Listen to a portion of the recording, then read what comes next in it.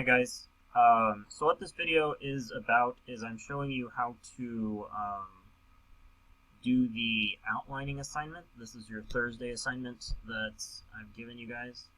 I've adjusted it a little bit since the one that I showed you in class. I took out the introduction part and I added in something that was from the bibliography part. So what we'll be doing in this assignment is you will start off by writing an outline for your paper. You'll write a thesis statement for your paper, and then finally you will find quotes and facts and pieces of evidence from the articles that you found in class today to put into your outline and make sure that it has support for all the different paragraphs that you're going to write. So the best way to do this is First of all, go through all of the different articles that you have. This could include the one that you found on Monday whenever we were brainstorming articles. That's one of your sources, and this could include the 3 that you found today.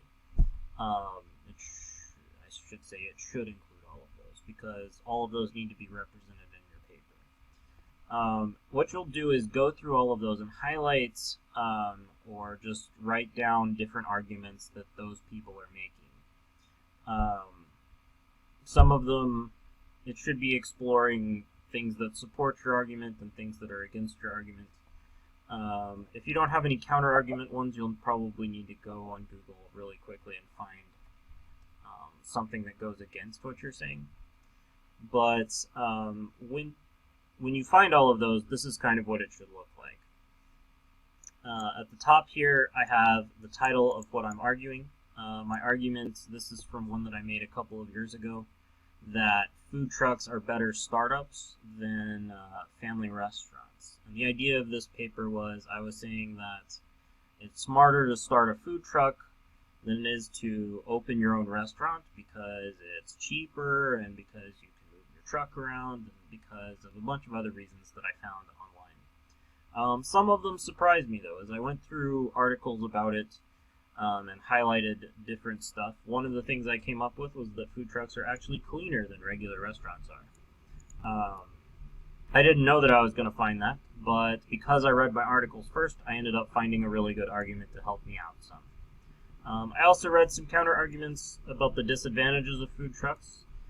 You should have counter arguments in your paper as well. So I found some that talked about how restaurants are a better business model than food trucks because people know how to run them, and restaurants have better storage. And I didn't think of that one either. If you have a food truck, you have to store everything in the truck, but if you have a restaurant, you have a whole bunch of space in the back that you're able to put stuff in. So after going through all of my articles and writing down all of the best points that my articles made, I organized that into this outline here. At the top here I have my title with what my main idea is. I just put the words intro and thesis, I'll fill those in later. And then I put my counter arguments first. You can put your arguments first if you want, it doesn't really matter. You can only need one of these, but I have 2 of them. So my counter arguments that I have: restaurants are a known business model. That means that people know how they work and they don't necessarily know how food trucks work. And secondly, restaurants are have better storage and are easier to run. You don't have to fix a restaurant necessarily. And you can store all of the stuff you need in it. So that's the point of that one.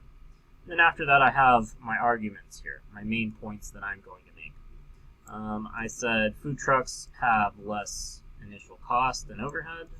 They can relocate and experiment with location, and they're cleaner. And so I have articles that support all of those ideas as well. Finally, I have the word conclusion down here. We're not going to write an intro or conclusion yet. We're just organizing ourselves. We're figuring out how this paper is going to look. Once we actually start writing this paper, each one of these points will turn into a full paragraph on its own. You probably won't end up needing this much, because 1,000 words really isn't this much. So next thing that I'm going to do after I've written all of this out, after I know what my main arguments are, is I'm going to write a thesis statement. So a thesis statement needs to have your claim and your main points in it. And I put all of my points first here, and then I have what I'm claiming.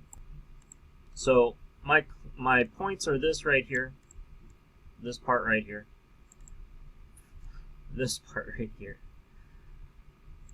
and my claim is this part right here. And I'm just cramming all those together into one sentence. So I said, because of low cost, modern health concerns, and the ability to change locations, food trucks are a better startup than brick and mortar restaurants. So yours needs to have the word because in there somewhere, or something like that. You need to say, this is, you need to say what you're arguing and your reasons why. You don't have to put every point in there. You can just put a couple of them. But your main ideas need to be in your thesis statement. Your thesis is the core of your whole paper. And if you were to draw a bubble diagram with your main idea in the middle and all of your other points on the outside, your thesis would be in the middle, and all of these points down here would be on the outside. So this is the thing that's going to drive your paper and make sure that it's good. So once you have your thesis, then you're going to go down and you're going to go through your evidence again. And you're going to find facts and statistics and expert things that are said in those articles that you can use to support your actual points that you're making up here. You need to have one piece of evidence for each point, and you need to use each article. I said twice in here. You might only use one of them once, but try to use each one of them at least twice. You can use them as many times as you want, though. So I didn't recreate my whole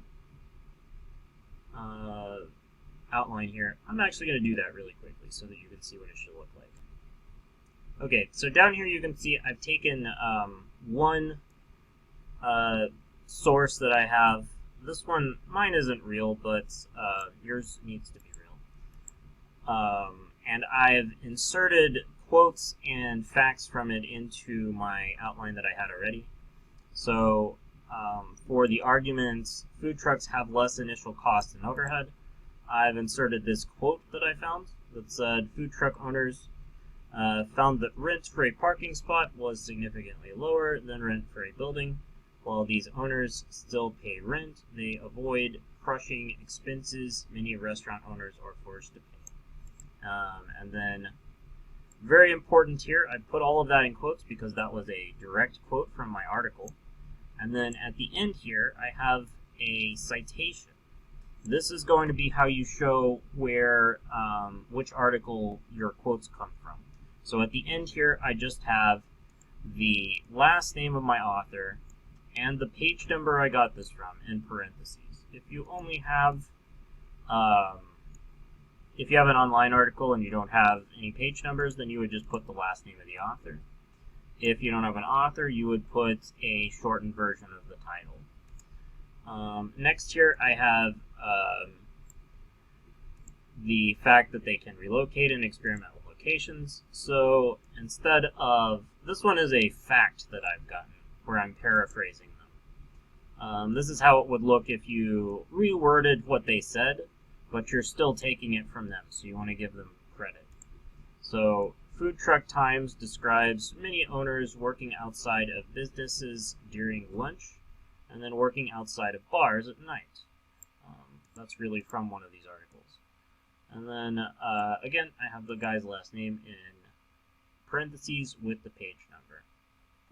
That should be in italics, actually. Over here, I also put my thesis. So, what you need to do is for each one of these points, you need to have at least one piece of evidence. For each of your articles, you need to have at least one piece of evidence that you put into this somewhere. I'm giving you guys until Sunday at midnight to complete that. And then on Monday, we're going to come in and we're going to take what you have and we're going to start drafting body paragraphs with it. But this is the hard part. Once you're done with this part, the drafting part really isn't that hard. All right, guys, good luck. Have a good weekend, and I will see you on Monday.